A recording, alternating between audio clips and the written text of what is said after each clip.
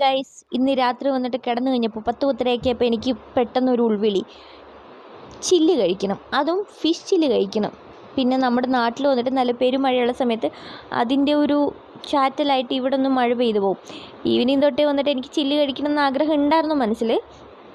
മഴയും കൂടെ പെയ്തപ്പോൾ അതങ്ങ് ഉറപ്പിച്ചു ചില്ല് കഴിക്കണമെന്ന്. പിന്നെ വന്ന് കിടന്ന് ഞങ്ങൾ വന്നിട്ട് എനിക്ക് കഴിക്കണം എന്ന് പറഞ്ഞ് ശരി വാ പോവാമെന്ന് പറഞ്ഞ് അങ്ങനെ നമ്മുടെ അടുത്ത് തന്നെ ഇതിൻ്റെയൊക്കെ ഷോപ്പുണ്ട്. നേരെ അങ്ങോട്ട് പോയി എനിക്ക് വന്നിട്ട് ഒരു നെയ്മീൻ്റെ വാല്, ഞാനിവിടെ ഫിഷ് ചില്ലിയിൽ നെയ്മീൻ മാത്രമേ കഴിക്കുകയുള്ളൂ.